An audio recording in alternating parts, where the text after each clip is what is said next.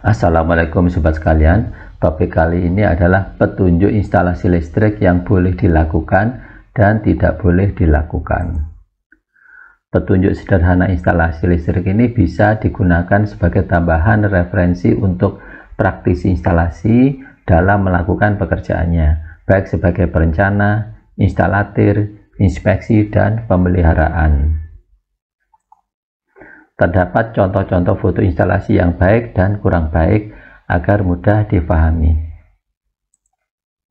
Sebagai contoh pertama, ini adalah foto dari kabel tersambung rapi dan terpasang di kabel tray. Seperti perhatikan di sini ada kabel traynya membungkus dari kabel-kabel yang berwarna hitam di sini. Kemudian di sini juga ada kabel-kabel glandnya, jadi rapi sekali. Berikutnya adalah foto yang kedua, kabel tidak terpasang ya di kabel tray dan terdapat tekukan kabel yang terlalu tajam.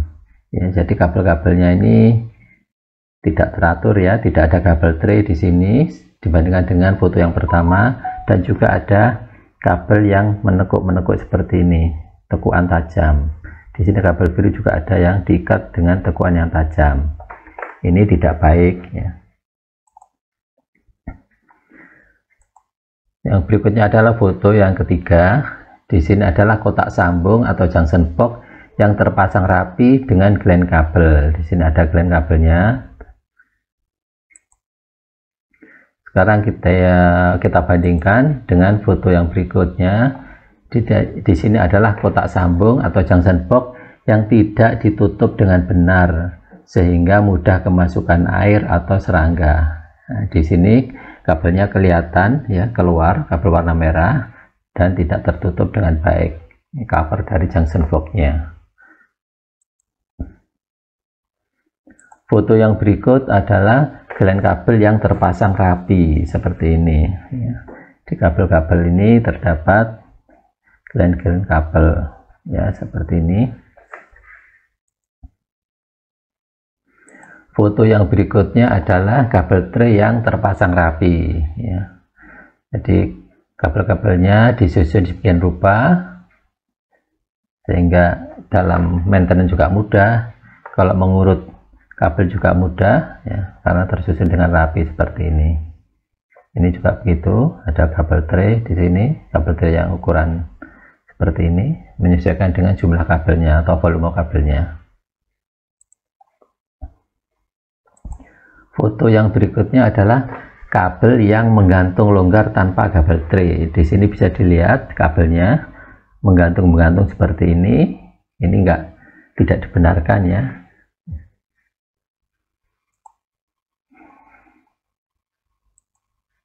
Foto yang berikutnya, kabel yang tidak terlindungi kabel tray. Risiko kerusakan ada di isolasi kabel ini ya, karena tidak terlindungi sehingga bisa ada potensi untuk terjadi benturan atau menyobek dari isolasi kabel.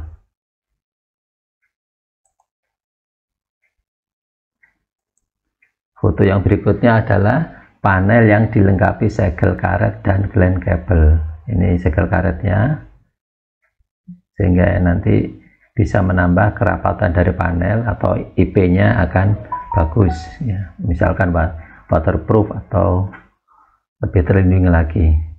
Sedangkan di sini juga kabel-kabelnya yang menuju keluar dari panel ada gland kabelnya ya, seperti ini.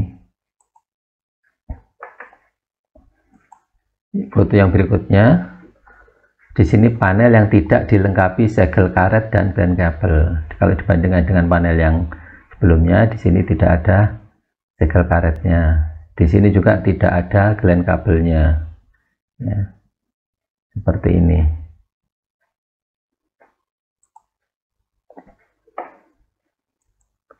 Foto yang berikutnya adalah tidak ada gland kabel yang terpasang. Di sini platnya hanya berlubang, begitu saja kabel masuk lewat lubang-lubang ini tanpa ada gland kabel.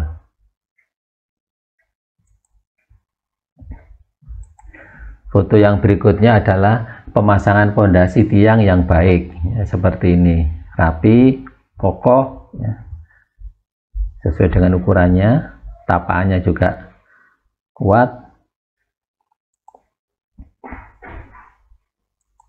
Ya, kita bandingkan dengan pemasangan pondasi tiang yang tidak sesuai ukuran.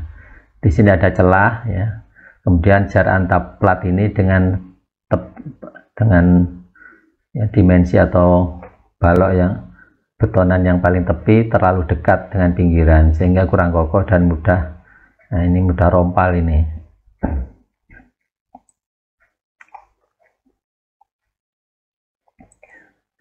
Foto yang berikutnya, sarang serangga di dalam panel karena kurang pemeliharaan dan proteksi panel yang kurang baik. Ya, di sini sampai terjadi ada sarang serangga seperti ini.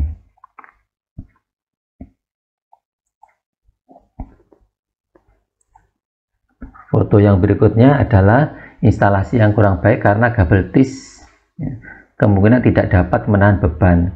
Jadi kabel-kabel yang ukuran besar ini hanya diikat dengan kabel tis. Ya. Ini juga tidak dibenarkan karena kekuatan kabel tis itu terbatas. Seharusnya menggunakan support yang atau kabel tray yang kokoh.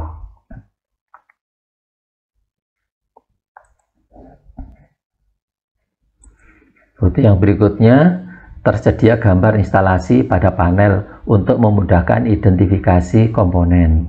Jadi kalau ada panel di sini terdapat gambar instalasi sehingga nanti operator ataupun siapapun yang menangani panel ini akan lebih mudah untuk mencari troubleshooting atau kerusakan atau mengidentifikasi komponen yang ada.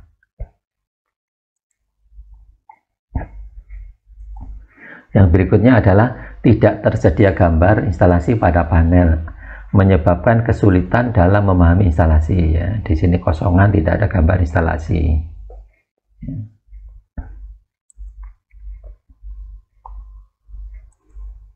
Yang berikutnya adalah antar busbar dipisahkan dengan kabel tray. Ya, ini busbar. Di sini ada kabel traynya. Jaraknya juga sudah cukup, ya, seperti ini. Sekarang kita bandingkan dengan yang gambar foto ini. Jarak busbar terlalu dekat dan kabel menyentuh busbar.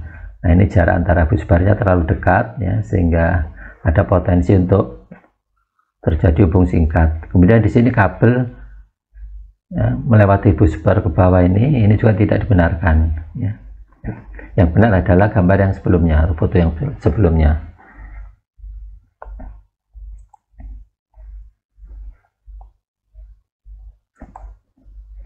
Foto yang berikutnya adalah tidak menggunakan kabel skun dan menggunakan kabel ganda dijadikan satu.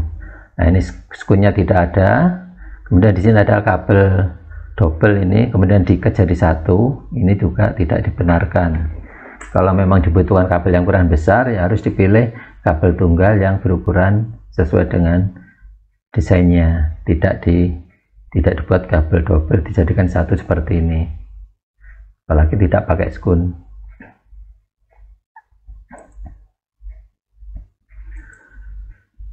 Yang berikutnya adalah krimping kabel yang kurang baik, membahayakan keselamatan operator. Ya, di sini kelihatan, ya, kabelnya isolasinya lepas sampai turun seperti ini karena krimpingnya kurang bagus.